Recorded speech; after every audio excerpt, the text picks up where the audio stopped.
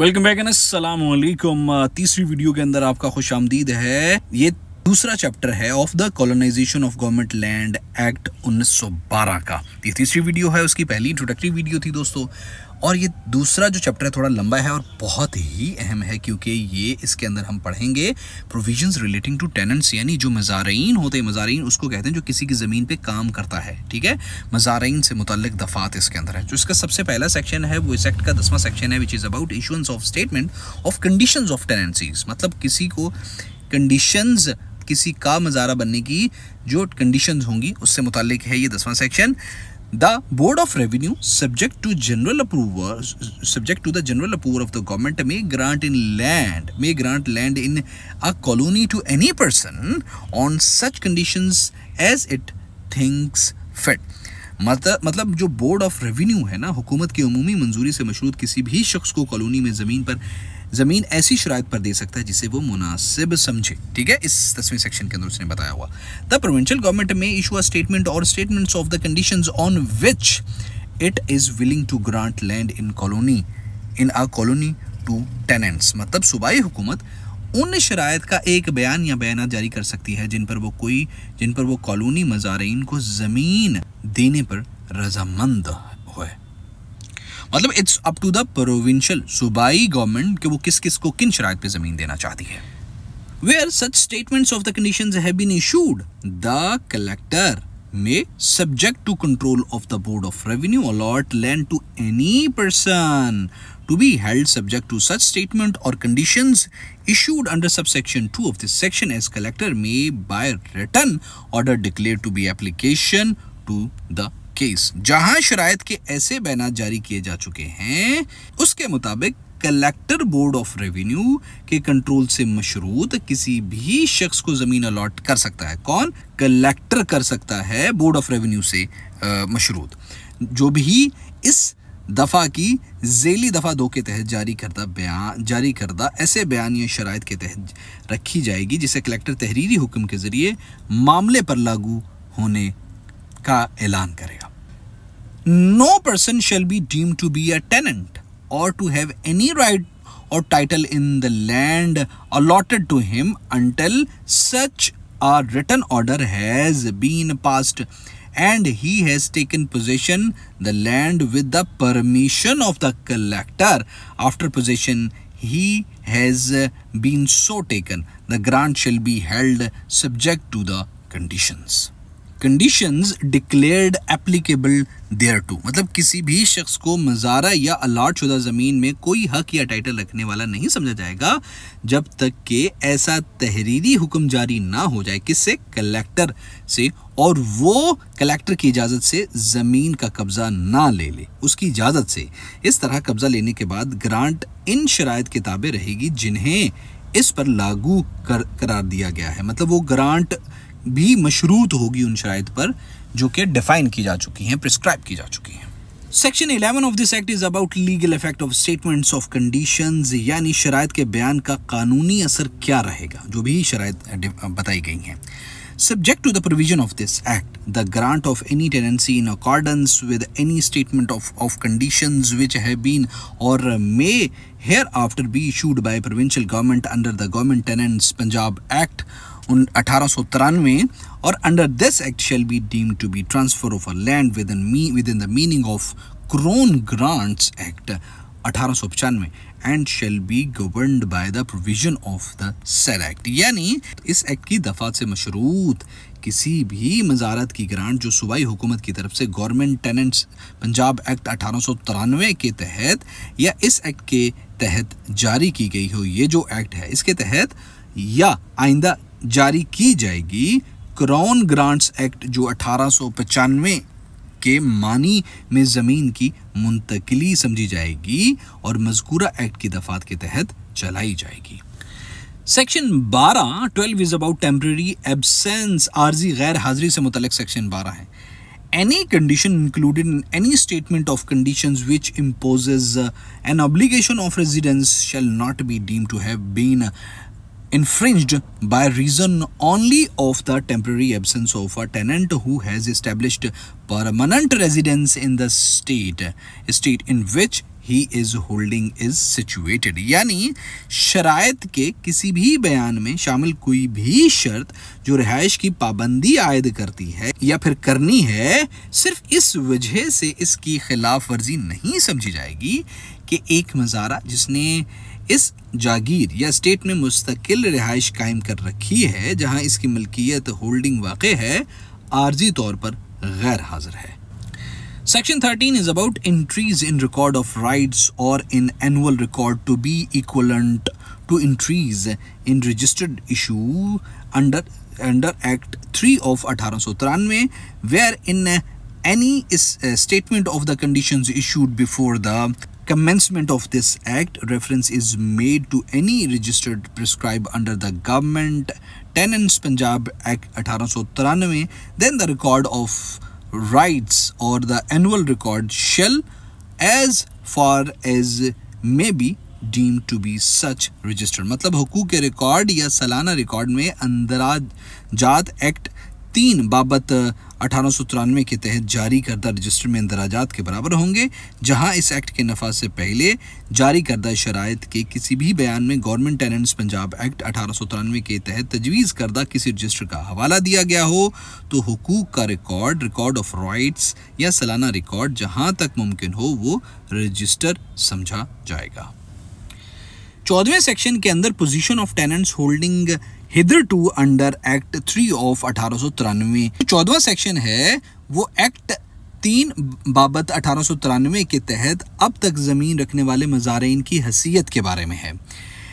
According to this section, any person who at any time before the commencement of this act was tenant from government of the land to which the Government Tenants Punjab Act 1893 applied and for which a statement of conditions was issued under that act, shall, notwithstanding any previous agreement or anything contained in Punjab Tenancy Act 1887 or any other enactment now in force, be deemed to have accepted and to hold the lands of which he has tenant in accordance with such statement of conditions। यानी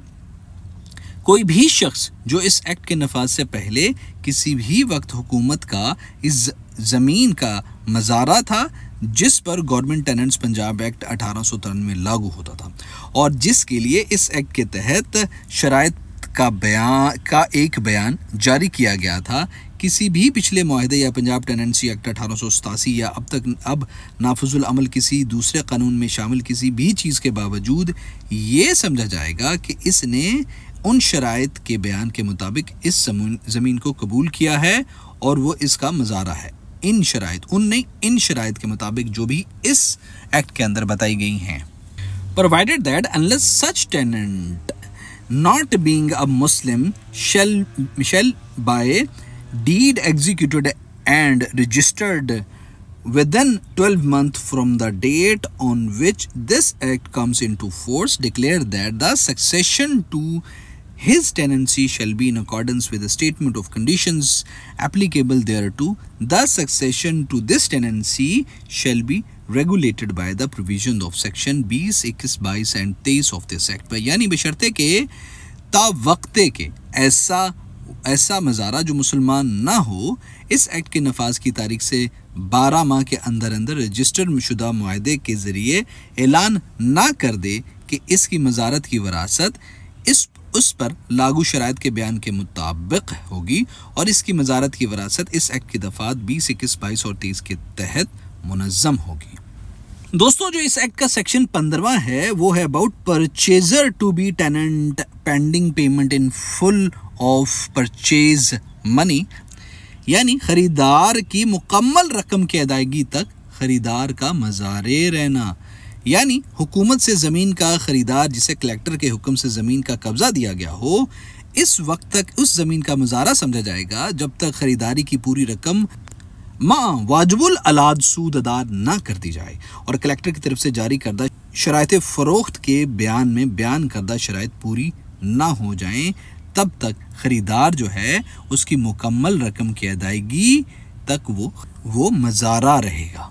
मतलब भाई किसी बंदे ने ज़मीन ख़रीदी हुई है और उसकी ज़मीन जो है वो लीज पर ले ली गई है किसी और बंदे से, ठीक है। जब तक वो उसकी मुकम्मल रकम अदा नहीं कर देगा उस खरीदार की, तब तक वो उस ज़मीन के अंदर मज़ारा रहेगा, मालिक नहीं बन सकता। जो इसका 16वां सेक्शन है वो है फॉल्स इन्फॉर्मेशन बाय टेनेंट्स, यानी मज़ारे की तरफ से गलत मालूमात फराहम करने से मुतालिक 16वां सेक्शन है। अगर कोई शख्स जिसे इस एक्ट के नफाज के बाद कॉलोनी में मज़ारे के तौर पर ज़मीन का कब्ज़ा दिया गया हो, गलत मालूमात फराहम करे इस इरादे से या ये बात करने की माकूल वजह रखते हुए कि इसके ज़रिए कोई सरकारी मुलाजिम इसकी मज़ारा बनने की अहलियत के बारे में धोखा खा सकता है, तो ये समझा जाएगा इसने अपनी मज़ारत की शराइत की खिलाफ वर्जी की है। सेक्शन 17 के अंदर एक्सचेंज यानी तबादले से मुतालिक बताया गया है। एग्जीक्यूटिव डिस्ट्रिक्ट ऑफिसर रेवेन्यू से मसूल होने वाले किसी भी हुक्म के ताबे कलेक्टर किसी भी मज़ारे को अपनी पूरी मज़ारत या इसके किसी भी हिस्से को कॉलोनी में किसी दूसरी ज़मीन से तब्दील करने की इजाज़त दे सकता है, और तबादले में ली गई ज़मीन कलेक्टर की तरफ से तहरीरी तौर पर दर्ज की गई किसी ख़ास मुखालिफ शर्त की गैर मौजूदगी में इन्हीं शराइत और इन्हीं जिम्मेदारियों के ताबे समझी जाएगी जिन पर छोड़ी गई या सरेंडर की गई ज़मीन रखी गई थी। दोस्तों, इसकी 18वीं दफ़ा के अंदर rights of tenants not to be attached और सोल्ड, यानी मज़ारे के हुकूक ना तो कुर्क किए जाएंगे और ना ही फ़रोख्त किए जाएंगे। कुर्क कहते हैं किसी चीज़ को नीलाम करना, यानी इस एक्ट के तहत आने वाली तमाम हुकूमती ज़मीन के मज़ारे में शामिल कोई भी हक या मफाद किसी भी अदालत के हुक्म या डिग्री की तामील में किसी भी दिवालियापन की कार्रवाई में फ़रोख्त या कुर्क नहीं किया जा सकता। यानी एक ज़मीन है जो किसी ने लीज पे ली हुई है गवर्नमेंट से, अब अगर वो बंदा डिफ़ॉल्टर हो गया है ना, तो 18वें सेक्शन के अंदर ये बताया गया है कि ऐसे बंदे की उस ज़मीन को ना तो कुर्क किया जा सकता है ना फ़रोख्त किया जा सकता है, क्योंकि वो ऑलरेडी ही सरकार के कब्ज़े में है, सरकार की मलकियत में है, वो उस बंदे की मलकियत में है ही नहीं, वो तो मज़ारा है वहाँ पे। दोस्तों, इस एक्ट की जो दफ़ा 19 है, इट इज़ अबाउट हुकूक की मुंतकली का कल अदम होना। इसके अंदर मज़ीद बताया गया है इस दफ़ा के अंदर, मासवाए जैसा कि दफ़ा 17 में फ़राहम किया गया है, गवर्नमेंट टेनेंट्स पंजाब एक्ट 1893 के ज़रिए या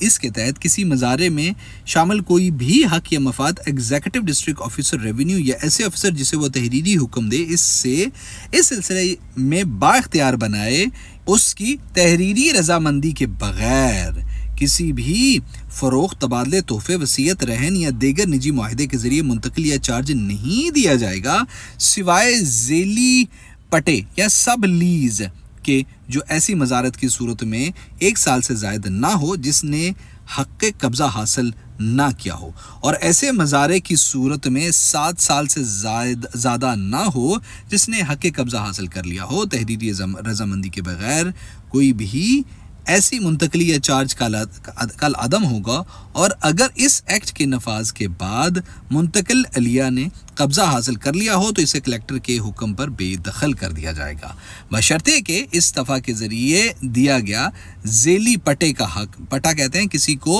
को आर्जी तौर पे जो सरकारी ज़मीन लीज दी जाती है ना, उसको कहते हैं, का हक किसी भी मज़ारे को इस शर्त से आज़ाद नहीं करेगा जो इस जागीर स्टेट में रिहाइश अख्तियार करने का तकाजा करती है जहां इसकी मज़ारत वाक़े है।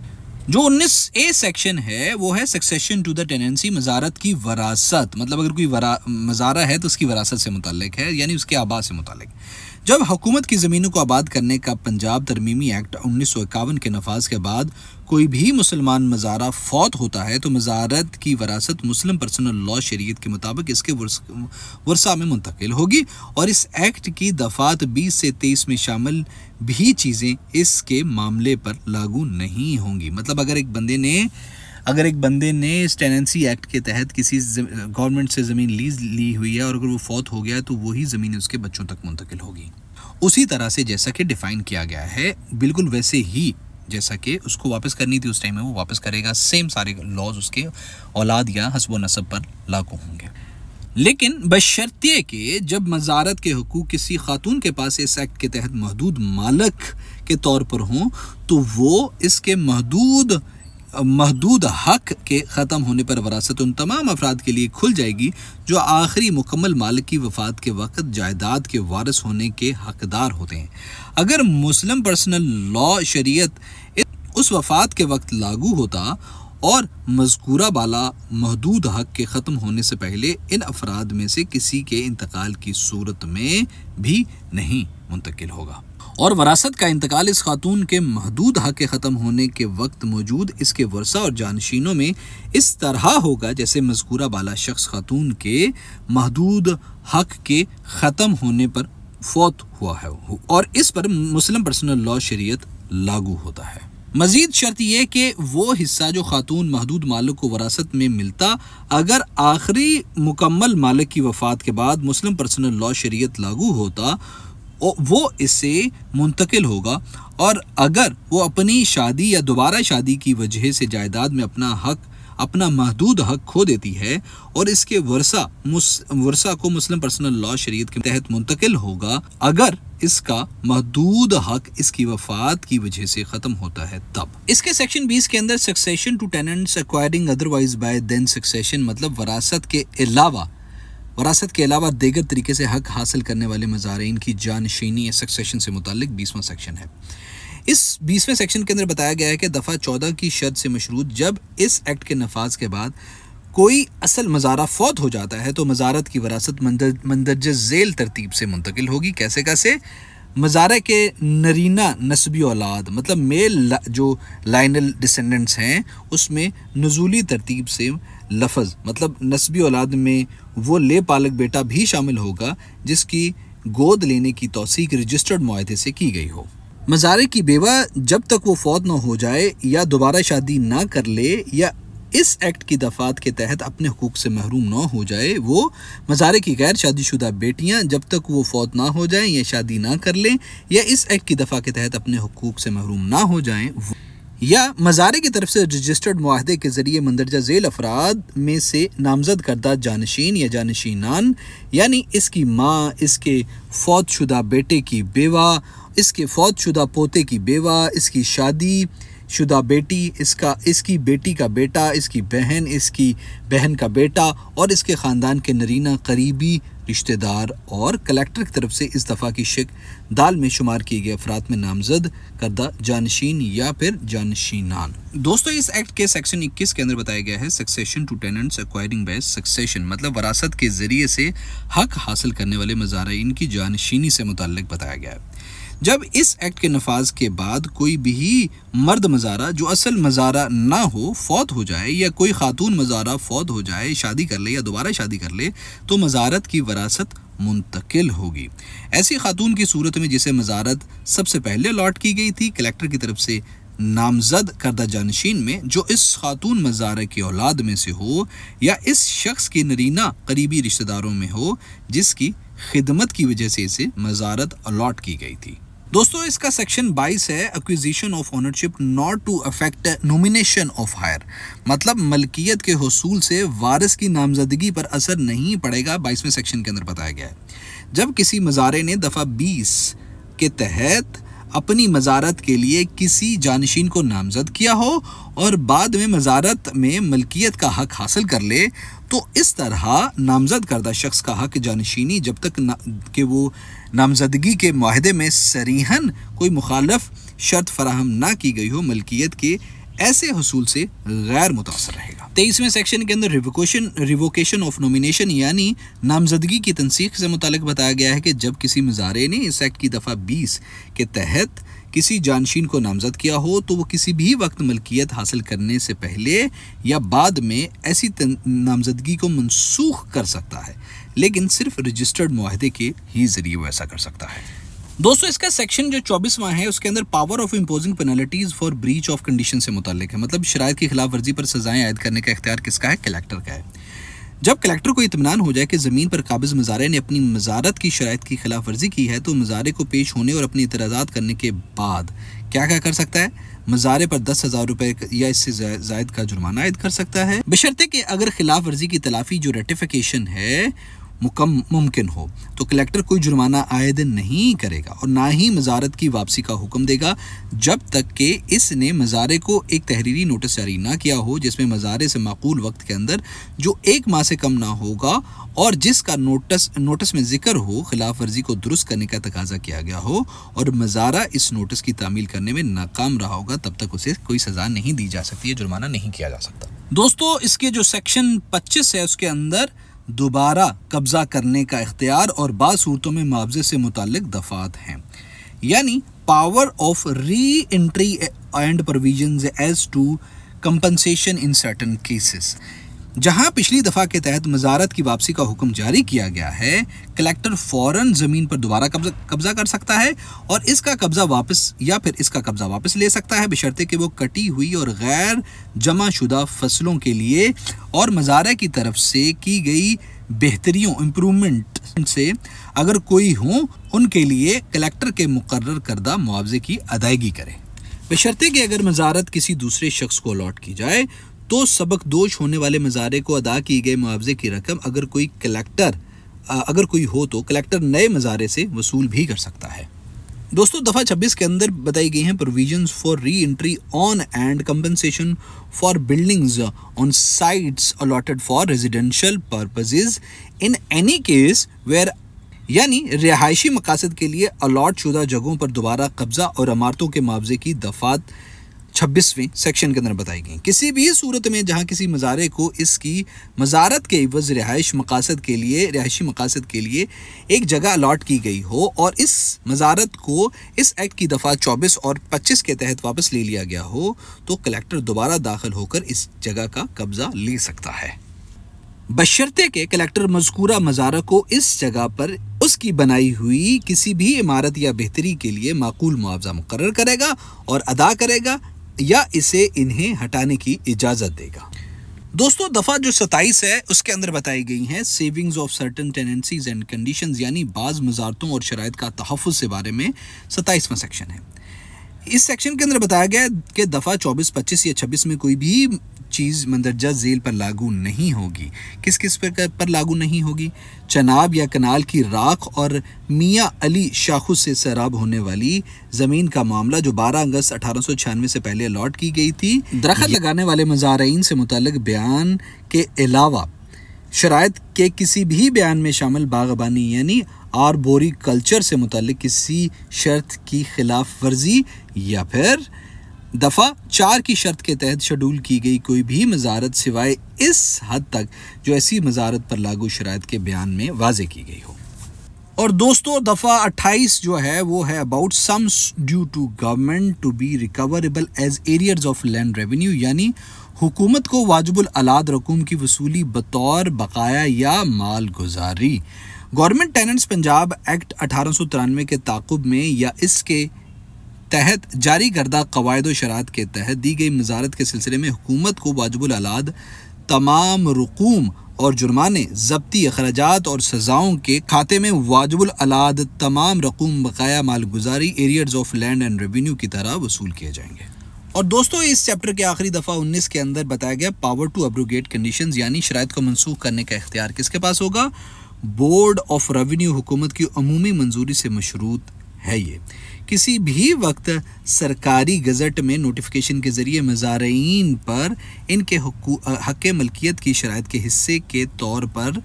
आयद करदा किसी भी पाबंदी या ज़िम्मेदारी को कौन मनसूख कर सकता है? Board of revenue.